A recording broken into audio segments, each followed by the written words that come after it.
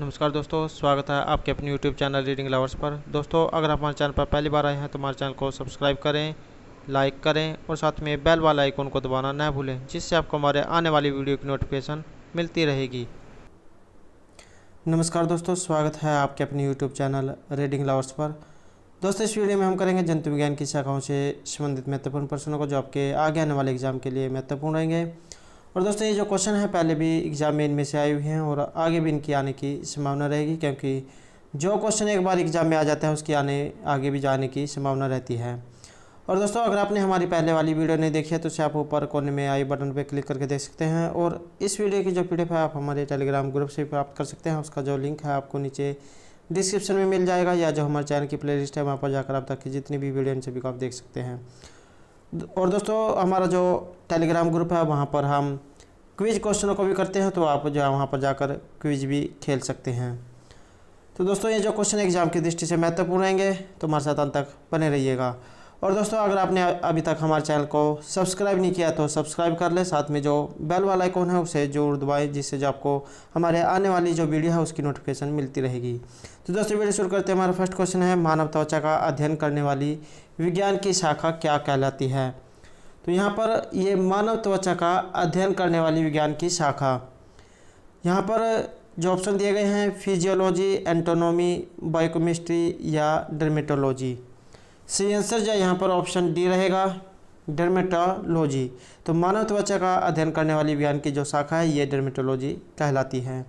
Next रहेगा अस्थियों का अध्ययन। तो यहाँ पर जो अस्थि जो होती है जिन्हें हड्डी भी कहा जाता है, तो अस्थियों का जो अध्ययन है इस विज्ञान की किस शाखा के अंतर्गत ये आता है? ओरोलॉजी, ऑस्ट्रियोलॉजी, सेरेमोलॉजी या geology. Right answer option B रहेगा, इसको ऑस्टियोलॉजी कहा जाता है। तो अस्थियों का जो अध्ययन है ये ऑस्टियोलॉजी कहा जाता है। नेक्स्ट क्वेश्चन रहेगा, जीवों के संक्रमण के विरुद्ध प्रतिरोध का अध्ययन किया जाता है। तो संक्रमण जो होगा उसका जो उपचार होगा, प्रतिरोध, इसका अध्ययन क्या कहलाता है? ऑप्शन है हीमोलॉजी, इम्यूनोलॉजी, क्रिप्टोलॉजी या pathology. Right answer option B रहेगा, इम्यूनोलॉजी इसको कहा जाता है। तो जीवों के संक्रमण के विरुद्ध प्रतिरोध का अध्ययन इम्यूनोलॉजी कहलाता है।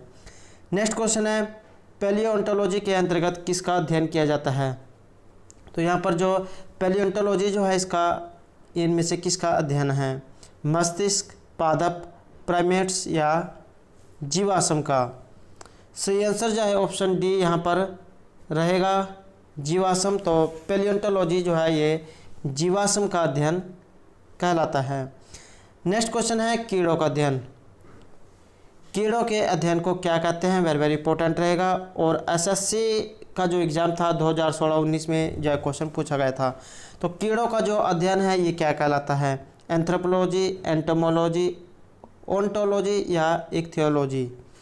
यहाँ पर जो हमारा राइट आंसर है ये ऑप्शन बी रहेगा, एंटोमोलॉजी जो इसको कहा जाता है। नेक्स्ट क्वेश्चन है, तितलियों। तो यहाँ पर जो तितलियाँ जो है इसका अध्ययन इनमें से क्या कहलाता है?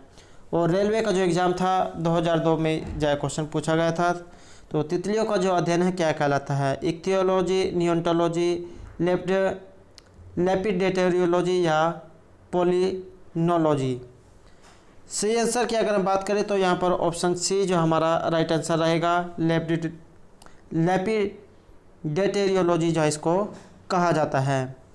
नेक्स्ट क्वेश्चन है, मछलियों। तो मछलियों से संबंधित अध्ययन को क्या कहा जाता है? लेपिडेटेरियोलॉजी, सिक्रेटोलॉजी, इक्थियोलॉजी या क्रिप्टोलॉजी। रेलवे का जो एग्ज़ाम था 2004 में इसमें क्वेश्चन पूछा गया था, क्योंकि उसमें जो है और जो HSC के जो एग्ज़ाम है, रेलवे एग्ज़ाम, इनमें जो कम्पिटिटिव जो एग्ज़ाम है उसमें साइंस से संबंधित क्वेश्चन जरूर पूछे जाते हैं। इसलिए एग्ज़ाम की दृष्टि से जो जितने भी क्वेश्चन हैं सभी महत्वपूर्ण होंगे, क्योंकि ये जो क्वेश्चन किसी न किसी एग्ज़ाम में इनमें से पूछे गए हैं। तो यहाँ पर जो मछलियाँ जो है इनसे संबंधित अध्ययन को क्या कहा जाता है? इसे हम इक्थियोलॉजी कहते हैं। राइट आंसर जो ऑप्शन सी रहेगा, इक्थियोलॉजी। नेक्स्ट क्वेश्चन रहेगा, ऑर्निथोलॉजी किसका अध्ययन है? और ये जो क्वेश्चन है बहुत बार जो पूछा गया है, SSC 2015 में पूछा गया था। रेलवे NTPC का जो एग्ज़ाम है उसमें भी क्वेश्चन पूछा गया है, इसलिए एग्ज़ाम की दृष्टि से जो क्वेश्चन वेरी वेरी इंपॉर्टेंट रहेगा। ऑर्निथोलॉजी किसका अध्ययन कहलाता है? तो इसे जो हम पक्षियों के अध्ययन को कहते हैं। सी आंसर ऑप्शन ए रहेगा। ऑर्निथोलॉजी का अध्ययन पक्षी अध्ययन। नेक्स्ट क्वेश्चन रहेगा हिस्टोलॉजी। तो यहाँ पर जो ये हिस्टोलॉजी जो है ये इनमें से किससे संबंधित है? ऊतक, विषाणु, जीवद्रव्य या कोशिका से? तो यहाँ पर जो हिस्टोलॉजी जो है ये कहलाता है ऊतकों से संबंधित को।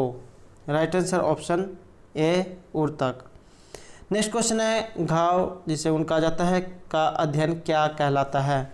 तो घाव का जो अध्ययन है ये क्या कहलाता है? कोलोलॉजी, ओंकोलॉजी, ट्रोमेटोलॉजी या डेमेट्रोलॉजी? तो यहाँ पर जो सी आंसर जो हमारा ऑप्शन सी रहेगा। तो यहाँ घाव का जो अध्ययन है ये ड्रोमेटोलॉजी कहलाता है। तो ऑप्शन सी जो है राइट रहेगा। नेक्स्ट क्वेश्चन है कैंसर। तो यहाँ पर जो कैंसर है इससे संबंधित अध्ययन को क्या कहा जाता है? न्यूरोलॉजी, ऑर्गेनोलॉजी, ओंकोलॉजी या सीरोलॉजी? यहाँ पर कैंसर से संबंधित जो अध्ययन है इसे हम ओंकोलॉजी के नाम से जानते हैं। तो सी आंसर ऑप्शन सी रहेगा, ओंकोलॉजी।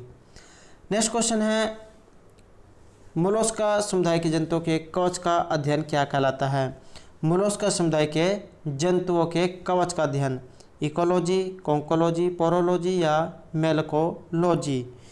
यहाँ पर जो राइट आंसर है ये ऑप्शन बी रहेगा। मोलस्का समुदाय के जंतुओं के कवच का अध्ययन कॉन्कोलॉजी कहलाता है। Right answer option B. Next है वंशानुगति के नियमों के अध्ययन को क्या कहा जाता है? तो यहाँ पर जो वंश जो होता है तो इसके अध्ययन को क्या कहते हैं? वर्गीकरण विज्ञान, कोशिका विज्ञान, आनुवंशिकी या पारिस्थितिकी विज्ञान? तो यहाँ पर जो राइट आंसर है ये ऑप्शन सी रहेगा। तो वंशगति जो होती है, जो पीढ़ी दर पीढ़ी जो जीन्स जो होते हैं ये हमारे आगे चलते रहते हैं, तो इसे जो हम आनुवंशिकी कहते हैं। तो वंशानुगति का जो नियम है इसको आनुवंशिकी के जो नियम है इसके नाम से जाना जाता है। Right answer option C. Next question रहेगा मनुष्य के वातावरण को सुधारने से नस्ल सुधारना कहलाता है? तो मनुष्य का जो वातावरण है उसको सुधारने से नस्ल सुधारना इनमें से क्या कहलाता है? उसका अध्ययन क्या होता है? यूजेनिक्स, यूथेनिक्स, जीवाश्म विज्ञान या उद्विकास? यहाँ पर जो हमारा राइट आंसर है ये ऑप्शन बी रहेगा। इसे हम यूथेनिक्स कहते हैं। तो मनुष्य के वातावरण को सुधारने से नस्ल सुधारना यूथेनिक्स कहलाता है। नेक्स्ट क्वेश्चन रहेगा हमारा नलिका विहीन ग्रंथियों का अध्ययन करने वाली जंतु विज्ञान की शाखा क्या कहलाती है? तो यहाँ पर जो नलिका विहीन जो ग्रंथियाँ हैं इनका अध्ययन करने वाली जंतु विज्ञान की शाखा ऑप्शन है एम्ब्रियोलॉजी, एंडोक्रोनोलॉजी, इकोलॉजी या यूथेनिक्स? तो यहाँ पर जो नलिका विहीन ग्रंथियाँ हैं इनका अध्ययन करने वाली जंतु विज्ञान की शाखा इसे हम एंडोक्रोनोलॉजी कहते हैं। Right answer option B endocrinology. Next आएगा उस विज्ञान को जो आनुवंशिकता के नियमों के द्वारा मानव जाति की उन्नति का अध्ययन करते हैं। तो यहाँ पर जो उस विज्ञान को जो आनुवंशिकता के नियमों के द्वारा मानव जाति की उन्नति का अध्ययन करते हैं इनमें से क्या कहलाती हैं? एम्ब्रियोलॉजी, एंडोक्रोनोलॉजी, यूजेनिक्स या यूथेनिक्स? राइट आंसर जो है यहाँ पर ऑप्शन सी रहेगा। इसे हम यूजेनिक्स कहते हैं। तो यहाँ पर जो आनुवंशिकता जो होती है तो इसके नियमों के द्वारा मानव जाति की उन्नति का अध्ययन करना जो है यूजेनिक्स कहलाता है। अगला क्वेश्चन रहेगा कीटों से संबंधित जीव विज्ञान की शाखा। तो यहाँ पर जो कीट जो होते हैं इसका जो अध्ययन करते हैं, इस पर जो खोज करते हैं, इसके जो शाखा है ये इनमें से क्या कहलाती है? ऑप्शन आएंगे एंटोमोलॉजी, ऑर्निथोलॉजी, मेमोलॉजी या इक्थियोलॉजी? तो यहाँ पर कीटों से संबंधित जीव विज्ञान की जो शाखा है इसे हम एंटोमोलॉजी कहते हैं। Right answer option A entomology. Next question है मछलियों तथा उनसे संबंधित उद्योगों का अध्ययन क्या कहलाता है? तो मछलियाँ और जो उससे संबंधित जो उद्योग हैं उसे हम क्या कहते हैं? हेलमिनथोलॉजी, प्रोटोलॉजी, इक्थियोलॉजी या मेमोलॉजी? तो मछलियाँ और उससे संबंधित जो उद्योग है उसे हम इक्थियोलॉजी कहते हैं। See answer option C ichthyology. अगला क्वेश्चन रहेगा जंतु विज्ञान की वह शाखा जिसके अंतर्गत जंतु की बाह्य आकृति एवं बाह्य संरचना का अध्ययन किया जाता है। तो यहाँ पर जंतु विज्ञान की वह शाखा जिसके अंतर्गत जंतु की बाह्य आकृति और बाह्य संरचना का अध्ययन किया जाता है उसे हम इनमें से क्या कहते हैं? फिजियोलॉजी, एम्ब्रियोलॉजी, मॉर्फोलॉजी या इक्थियोलॉजी। सी आंसर जो ऑप्शन सी यहाँ पर रहेगा उसे हम मॉर्फोलॉजी के नाम से जानते हैं। तो जंतु विज्ञान की वह शाखा जिसके अंतर्गत जंतु की बाह्य आकृति और बाह्य संरचना का अध्ययन किया जाता है उसे हम मॉर्फोलॉजी कहते हैं। अगला क्वेश्चन रहेगा जंतु विज्ञान की वह शाखा जिसके अंतर्गत आनुवंशिक लक्षणों तथा उसकी वंशगति का अध्ययन किया जाता है। तो यहाँ पर जंतु विज्ञान की वह शाखा जिसके अंतर्गत आनुवंशिक लक्षण और वंशगति का जो अध्ययन है ये किया जाता है इसे हम इनमें से क्या कहते हैं? इकोलॉजी, साइटोलॉजी, जियोलॉजी या जेनेटिक्स। राइट आंसर जो ऑप्शन डी यहाँ पर रहेगा उसे हम जेनेटिक्स जो है कहते हैं। तो जंतु विज्ञान की वह शाखा जिसके अंतर्गत आनुवंशिक लक्षण और वंशगति का अध्ययन किया जाएगा उसे हम जेनेटिक्स कहते हैं।